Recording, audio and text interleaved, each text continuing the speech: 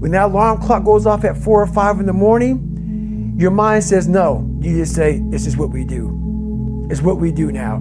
Because to get to where you want to go, the amount of pain involved, I'm not saying physical, I'm not saying you got to break yourself off. The amount of mental pain of how many times you're going to have to do something that you don't want to do to get to where you want to go is going to be, there's going to be more times you do something that you don't want to do than you are going to want to do it. And that's your new norm. That's your new norm. So then it's like breathing. And then once you do this over and over and over again, it becomes like breathing. I don't want to live this lifestyle, but to get to the other side of this, I have to. Put the shoes on and get grinding. At all times of your life, the mind has a tactical advantage over you. Why is that? It knows what you're afraid of. It knows your insecurities. It knows your deep, dark lies. And it starts to push you away from that. It pushes you in a direction that is comfortable. The mind controls everything. And once you start giving yourself more and more hope and start realizing, okay, the mind starts to be, okay, what are you doing? We're supposed to be going right and you're going left. You start then controlling your mind. Start finding more in yourself. And then it goes from 40% to a lot further than that. But that's the start of it though. Get to the spot where your mind is saying stop. Wherever that is, you gotta get there first. And then that's when that starts to work for you. You got to control yourself in that moment. I'm okay with going on this easy highway over here. The easy highway has all these signs and directions how to get somewhere. And you have to first be uncomfortable with how you feel about yourself. With that voice that a lot of us like to run away from, we all have it. We all have that voice that say, hey man, you're kind of wimping out right now. You're kind of being a little punk right now. But a lot of us say, okay, that's okay. It's okay to tell these little white lies to ourselves. So we first have to face the real you. The real me is David Goggins. The real me is a guy looking at you right now saying, I don't want to be on this show right now because I used to stutter as a kid. And I'm afraid of that. I'm afraid that here in a second, I'm going to start stammering and stuttering and the whole world is going to know that I have all these issues. But that's when I see right now, okay, Goggins, you got to go on this show. That's Goggins. Goggins is saying, okay, David Goggins, you're a punk. Life made you this way. We can't live like this. We can't live in fear. We can't live in judgment. We can't be afraid of what the people right now are looking at me saying about me. We cannot be afraid of that. That's Goggins. Goggins saying, fuck all of you who don't like me, who don't want to, and that person then comes in. But you have to be David Goggins and say, man, I'm afraid of this. I'm up here. Life made me this way here. I stutter. I have these issues with reading and writing, and I'm fat and I'm insecure. You have to face that in that dark room. In that dark room is who you are. But in that dark room is where you have to create another human being that walks out of that dark room to face who you are. That's the only way you're going to get over all those things. You have to create someone else. Not like you have two different personalities. It is you. But you have to find strength in that visualization of almost me cracking out Goggins, like almost like that Superman cape, like I'm coming out a different person, a person that doesn't give a fuck about anything, who doesn't care about being judged, who knows I'm weak, who knows I'm afraid, who says, whatever you think about me, take it, whatever, I'm here. That's Goggins. We all have different things in our life that have scarred us. We want to act like those scars don't exist. So those scars, like, if you go out and you get cut, that scar is going to be there on your arm. You can go down and look at that cut and say, oh, or that scar and say, oh, that happened from, I was in the kitchen, or what happened. We have the same thing on our brain. I have all these scars on my brain from growing up, from, being abused, from suffering through life, from having a learning disability, from stuttering, from having just a really bad childhood. And so all those memories, I had to cut open that scar and go into it. And that was a hard process for me to do. Not only was that a hard process for me to do, for me to have the courage to share that with people, because I'm the so-called toughest man on the planet. So they think. So for me to break open that shell and tell people, hey, that wasn't always me. It's hard to do, it's hard to do. So it was a tough process. This is where I come from. Yeah. And where I come from is hell. The greater the suffer, the greater the peace I found. You need the ability to fucking grind your ass into a fine fucking powder. And when you're in that fine powder, find a way to build that motherfucker back up repeatedly. It's another early morning. You're probably thinking, I have so many videos with me putting my shoes on early in the morning. Well, the videos are all very different if you really think about it. Every morning, every day of our lives, we have choices to make. You have the choice to stay in bed, to say, forget it, I'm not gonna work out today, or forget it, I'm not gonna work hard today. You always have a choice every single day of your life. So it's a very different video because yesterday I made the choice to get up early and run, but today's another day. Today's another day that I'm faced with another choice to make. So I'm making the choice again to put my shoes on early in the morning and get active again. So make the right decision. My biggest fear in life is that one day if I ever get judged by something, someone, some energy force, that I go up there and I failed the mission. Whatever force up there thought I was supposed to be some badass and I went up there underachieved. You know, I want that force up there that knows everything to be writing as I'm living, saying I had no f***ing idea he even had this in him. Mm-hmm. So I want to just be the best I f***ing can. And a lot of people say that. I truly mean that. You don't gain confidence by going to the spot that makes you feel good.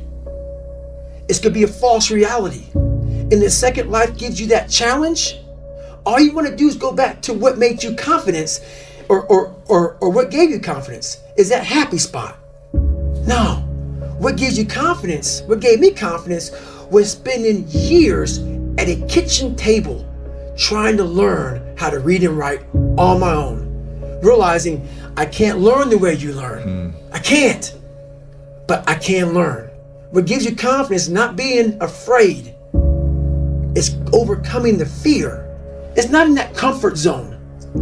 It's in the discomfort zone is where my confidence is getting built. Mm-hmm. That's where it's getting built. But people want an easier answer. Yeah. There has to be an easier way. There's not. I'm sorry. I searched for it my entire life. You have to face yourself. So many people live to be 100 years old and they die miserable, having everything, because they never examined. I call it my live autopsy. You never examine this. Happiness, peace, enlightenment, it's all up here, man. It's all up here.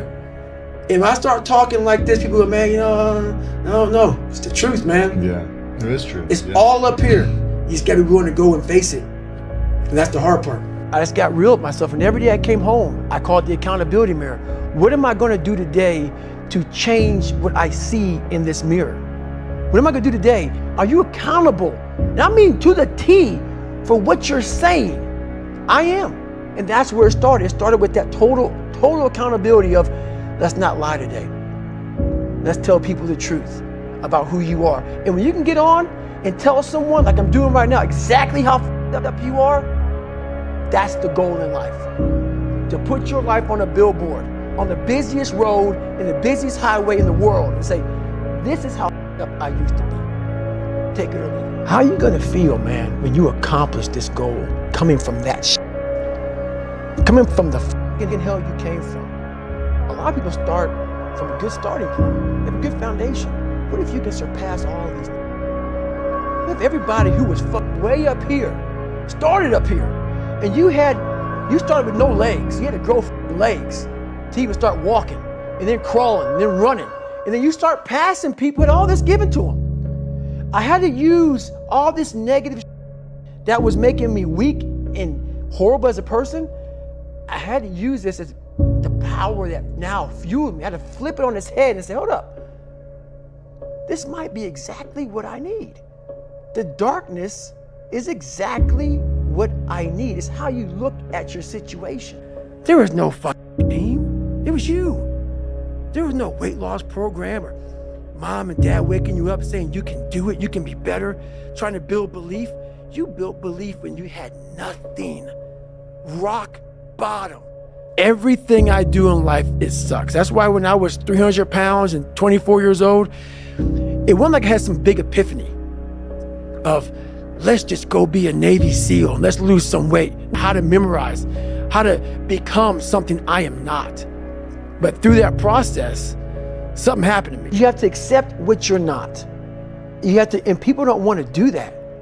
That's the only way you can fix it. You have to accept it first before you can go on the journey. A lot of folks never even start the journey, man. They never start the journey because they're living this fake life that who they want to be, they act like they are, but they're not because they haven't fixed all this stuff yet. You got to fix this first before we can start our journey in life. Mediocrity is everywhere right now. And we're always trying to find an easy way out.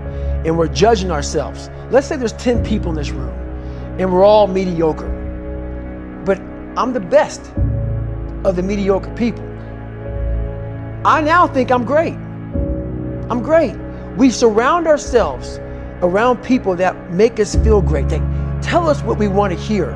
The second we put ourselves amongst the uncommon people, we don't like that feeling. That challenging feeling of that person who's waking up at 3:30 in the morning and say, hey, put your shit on, we're going for a run. We don't like that challenge. We like that person who says, hey, you know what, man, I don't feel good today, man. And they say, oh, it's okay, brother. Take a day off, man, we get a pizza and watch the game. We like that. We love that feeling. Why? Because you understand, man, we're good, bro. We don't want that motherfuckers like this. Hey, man, no, bro. Get your on, man. Stop being a punk. We don't want that in our lives. We don't want that person who's constantly challenging our weaknesses. We want that person who's constantly, making us feel nice and good and secure in ours. That's the mediocrity of life. We want to be the best amongst the average people. People wonder, how do you stay hungry all the time? Because after I accomplish something, I don't sit back like a lot of guys who graduate buds, graduate this, graduate that. They get comfortable. They wonder why I'm getting weak, man. I don't know, I lost my edge. What's going on? Because once you hit the top of the mountain, guess what happened? I'm good. I'm good. So you wonder why you're falling down now. Because once you reach the top of the mountain, you got to build another one. That's mediocrity. There's a lot of people in mediocrity who have a nice resume, but they're one-timers, man. They hit a one-time deal, they busted it open, got a lot of money, but they're good. You're mediocre now, man.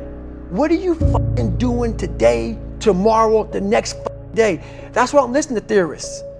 I don't listen to all that bullshit. I listen to a motherfucker who's like this, man. What's wrong, man? I'm tired, dude. Why are you tired? Because tomorrow, I gotta do the again, man. Whatever the shit is that made me fucking nauseous and sick to my stomach, it made me hurt. There's no ending. And that's the person I listen to. That's the person who's gained knowledge. You gain knowledge through suffering. And on the other end of suffering is a world that very few have ever seen.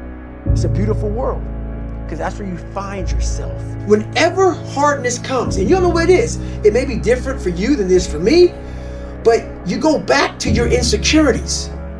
And then when you go back to your insecurities, you then look for comfort within those insecurities. And we all look for that cookie that your mom used to give you when you were sad, when you were sick. We look for our wife or our husband. We look for comfort. It's in those moments you must retrain your mind to think differently in hell. I wasn't training them to do that. Why weren't you training them? I wasn't training myself yet because at that time, I was doing what I was told. These guys need to meet a standard. Physical standard. A physical standard. The physical standard is not what they need to meet. It's a mental standard you must meet in life. I don't live on the surface of anything. Yeah. Surface is what got me where I was at. It got me from 175 pounds to 300 pounds. Telling everybody I'm good. I don't give a damn. I'm good. No, they're hollow words. A lot of us speak in hollow words. I used to speak in hollow words. I don't do it anymore. Everything that comes out of my mouth has substance. It's real. And we all have these feelings in our bodies, in our minds, in our souls. I act on mine. A lot of us who are afraid of something, we allow our minds to choose the path of least resistance, so we go a different route. When I'm afraid of something, it's telling me you must conquer that. You must do that. I wanted to be an expert in the mind. a mental toughness guy, beyond mental toughness. The only way to do that, in my eyes, is to put yourself in hell. Put it in hell repeatedly. Repeatedly put yourself in hell and study how you process it. And that's how I was able to come up with all these different ways, all these different tools to slow the mind down in hell. Because the mind just speeds up. The mind wants to get out of the painful situation, the suffering. It can't process it. So that's what I realized by going through all these different processes of being in hell weeks. You know, it's just that. I love that, man. How That's the mind amazing. processes in hell. If you don't think about yourself, there's no pain, which can also lead to pain later on in your life. But in these moments when you're struggling, if you are a true leader and you're worried about your men or women beside you, your mind doesn't care how cold you are anymore. Your mind's only worried about taking care of the men and women beside you. So I started realizing, man, if I take care of these cats to my left and my right in the worst moments, my mind is no longer thinking about, you're miserable, David Goggins. Get the hell out of here. You're thinking about, how was John? How was Andy? How was Sam? How was Pete? Hey, how you guys doing? You're not thinking about me. So there's so many things you can do to get outside your own head to then allow your body to just be like, hey, we're just a machine. But you have to let your mind be able to process all these different tactics to do that. Take a different vantage point in life. When you are in the hell, you can't see the beauty of being in it when you're in it. Get on top of that mountaintop in your mind. Get on top of that mountaintop and look down on what you're doing. You can see a whole different world, and that world is beautiful. But you gotta get a different vantage point in the suck. Don't be in it.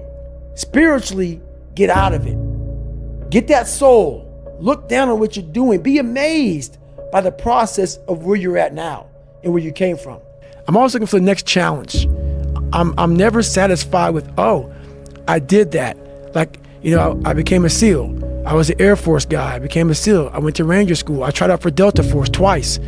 You know, like I'm always looking for what is next, looking for those uncommon men and women, uncommon people. Because I'm trying to grow. It's that mentality of, I'm gonna pick up that f***ing Pulaski and I'm gonna dig this f***ing fire line for 3 damn miles. That's that mentality I never want to lose. I never want to get so nice with, oh, yeah, I did it, man. I did it. I'm good. That mentality of, I'm willing to pick up that shovel and I'm willing to dig a 3 mile line, there's something about that mentality that I'm ready to go to work at any time. Once you get to the top, you may retire, but you ain't never coming back home, man, because now you're judged. People see you falling off.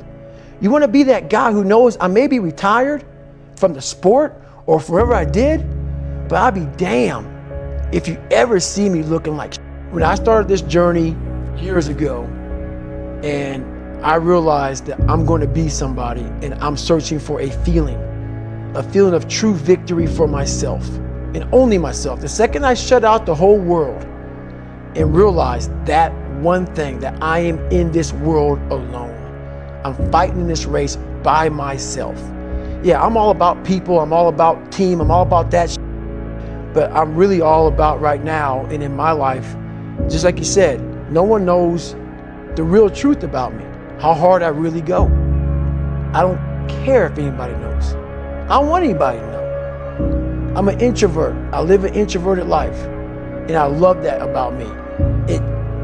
That right there is my fuel, is I know that there's really no one out there grinding like me. How my mind is wired now is that everything I do is what I do. Because the focus it takes for me to, like right now, I'm running. I'm not like a great runner. I'm not like injury free. So like my first 20 minutes of the run, I'm limping. I'm literally limping because I've had several knee surgeries and my body was twisted. And so now it's untwisting. So people look at me, oh, it looks like he's limp, like limping when he runs. I am limping when I run. My body's jacked up, so I'm focusing on how to get the best out of a broken body. It takes everything for me to learn a sentence. So when I speak about David Goggins, I can't speak about David Goggins in a way that's just calm and cool. Because when I wake up, I know the journey that it takes for me to find my greatness. And it's hard. Nothing is easy. Nothing just like, oh, I wake up and I just do a bit of me. So when I speak about it, and as I get going here, you'll start seeing me, the tempo will rise. The passion will come out because I'm back there. I'm doing what I do every day to become a human being. And so nothing is easy. Like running is running. It sucks, but you have a choice to make. Do you want to sit down and go back to that guy you once were? No. So this is what it takes. It takes that misunderstanding of people, and they'll never get it because they were never David Goggins. So that is what it takes for me to do what I do. It may take you something differently. So for me, everything has to be in the studying. Everything has to be into this. Everything has to be, and everywhere I am, it has to be there. Me, focused where I am. There's a lot of successful people in this world who still feel empty inside. And they wonder why they still feel empty. So they try to make another $1 million, $2 million, $3 million. Let's buy a new car, a new house, new boat. Let's buy more of everything. At the end of the day, it still feels real empty inside. For me, I wasn't even successful, I just felt empty. So I was trying to hide my insecurities, my doubts, all this bullshit. So I was trying to dress up a turd. And when you try to dress up a turd, you're still a turd. It's like a turkey. You get a turkey for Thanksgiving. If you don't know what you're doing, you cook that motherfucker without going inside and cleaning it out. You gotta clean the insides out before you start dressing it up. Same thing with life. If you don't get inside your soul, inside your heart, and fix it, be willing to go to war with yourself. Stay hard. We're all looking for passion. Passion's all around you. You have a whole stack of it all around you. It's your insecurities, all that shit. You gotta dive deep in that shit. All it's all in there. All the energy and fuel you need is right in yourself. It's all there. You got a lot of stuff to do to overcome. And that's where I found it. I found it right there in my own insecurities. I found drive in my own insecurities. And that's the most powerful thing in the world. When you can find drive in your own doubt, fear, insecurities, you become very unstoppable. Because if you're not willing to go in there and face yourself, you're not gonna find anything. You're gonna live right here on surface, man, right here on surface. So if there is an ending to this world and there is somewhere to go and there's a judgment, you're gonna get there and you might see a chart. And that chart may tell you who the you should have been.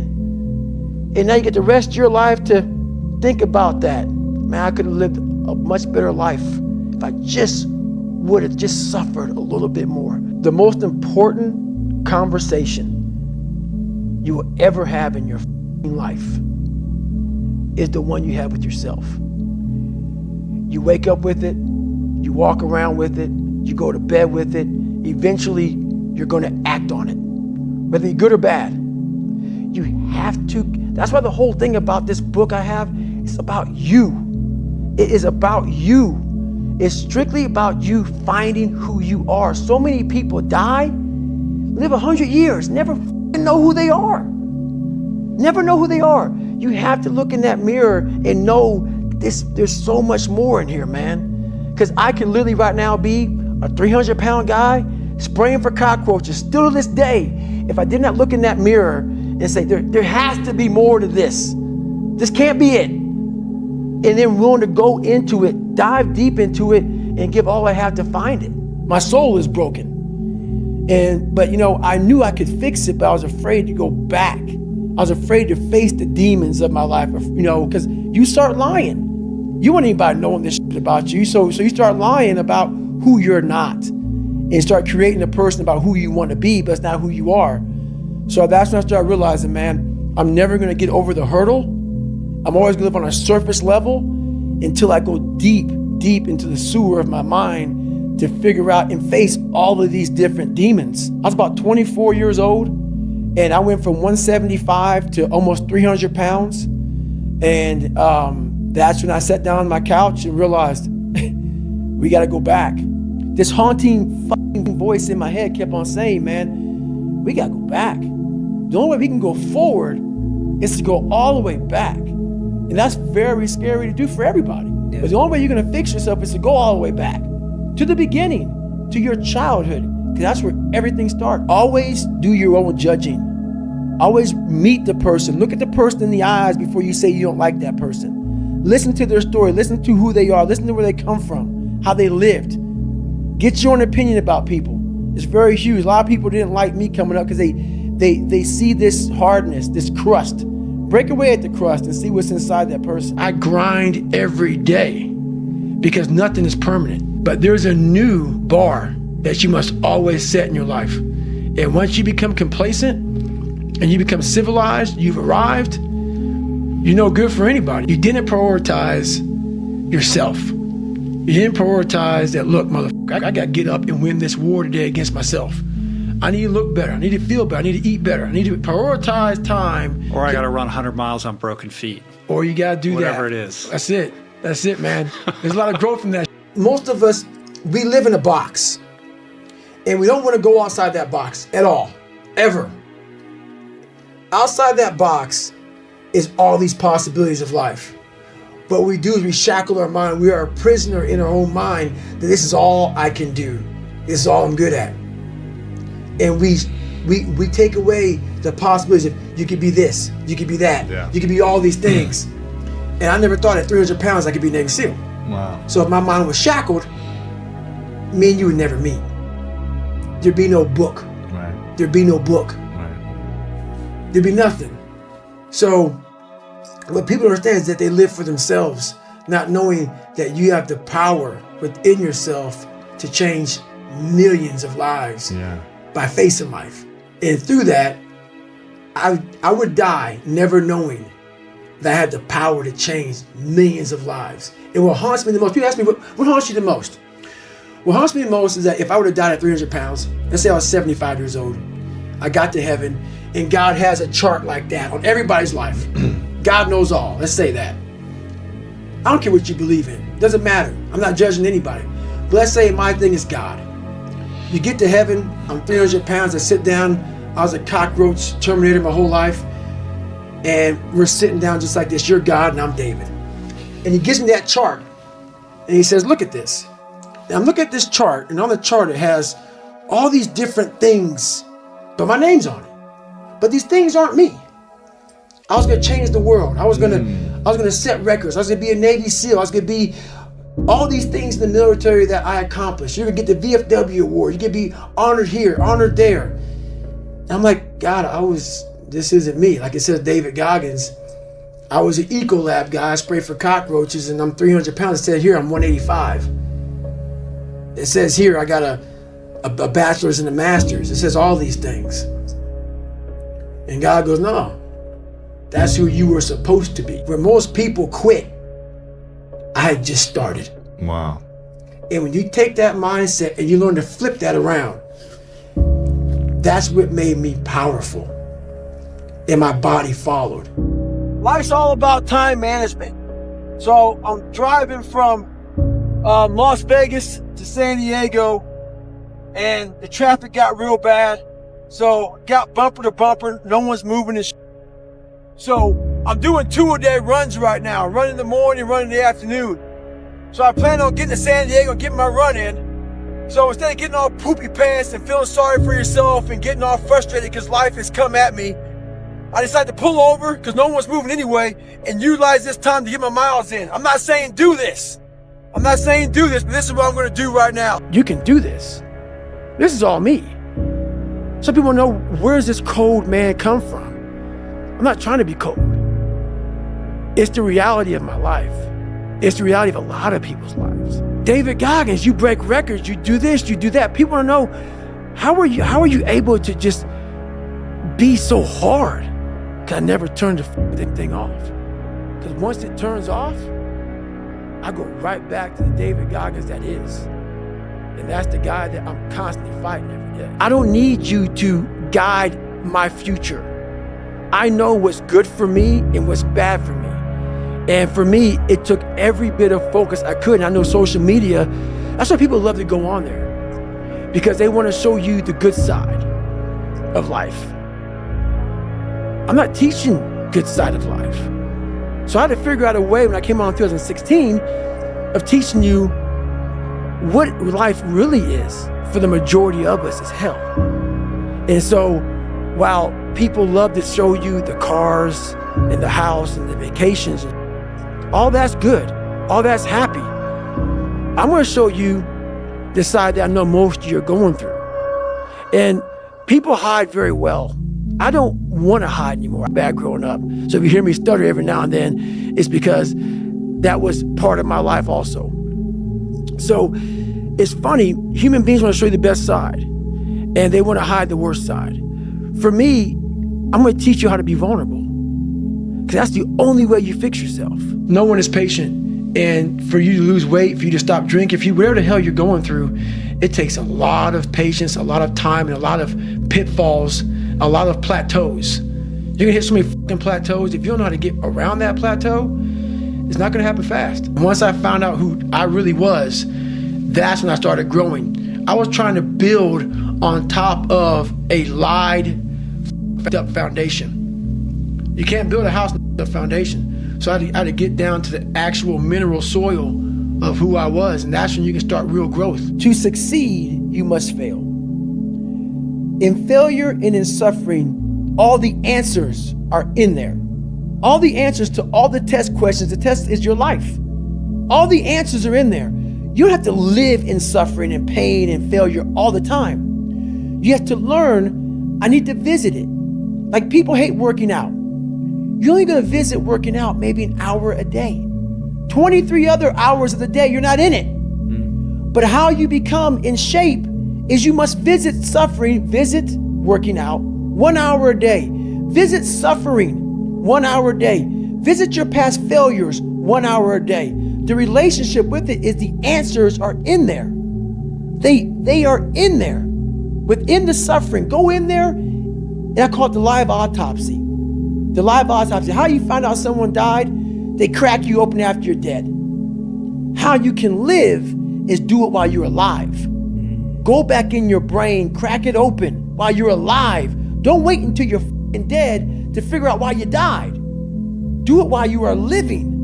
Go in there, go into the suffering, go into the pain of your life and say, why did this suck for me so bad? Why am I afraid of all this stuff? Why have I shut down the whole world?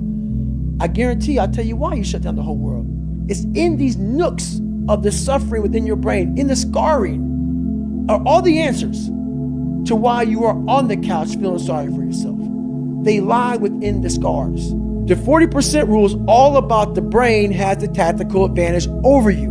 It knows and it keeps you away from all that. That's why it says don't jump out of an airplane. Don't go in the ocean where there's sharks. It's a protective mechanism. Don't go back to the place where your dad beat the shit out of you in your mind. Don't go back. The brain protects you, but protects you so much, it doesn't allow growth. So the brain is an amazing thing, but the brain controls you. You must control it. You must take power over your own mind, or your mind will guide you into all the soft places that your brain wants to live in. Your brain has enough information. It doesn't want to go through that process of mind hardening. It doesn't want to do that. I gotta remember what time I gotta be here, what time I gotta be there. This is where I want to stay. I'm peaceful and wants to stay very peaceful and away from scarring. Maybe you were a victim of being called fat growing up. Folks make fun of you and shit. Maybe you weren't the smartest motherfucker in school, and people can't match you for that shit. I'm gonna tell you right now, there's great power in adversity. If you're a victim of any kind, make sure you use that shit to become successful. Don't look for revenge, look for the fucking reckoning. And I guarantee you, all those people who fuck with you growing up, you might just be their boss. They'll come looking for a fucking favor. And when they do, you got an option to say okay, or do what I do and say go fuck yourself. Ha! Beware of one thing, motherfuckers. Spitting in the wind. That shit comes back in your face. Stay hard. Once you've come to a place where you are really happy with who you are in life, no one with you anymore. Even though they're with you, It doesn't with you. It's easy to be happy. It's easy to smile. Those are the good times. The good times. Those times don't need to be trained. You know, I had to train myself for good times. Those times, for most people, don't need to be trained. What I'm trying to give you all is the misery of sometimes we go through in life. When the mind and the body connect, and you don't give yourself a way out. The only way out for me at that time was death. Wow. I'm going to be a Navy SEAL. Or I'm going to die. Or I'm going to die trying. No matter how far you get in life, you have to be able to go back to scratch in your mind at a moment's notice. You can never get so far beyond scratch. What that means is, when you accomplish something in life, if you're willing to go back to scratch and go back to that $7 a month place where I once lived and visit that place for a long period of time, if you were here when you went back to scratch, you would now be here. Scratch is what makes you better. Scratch, friction, obstacles create growth. Most people in that time frame, in that mindset, I can't run anymore. It's over. No, it's just gonna take a little bit longer. You have to turn the negative into a positive.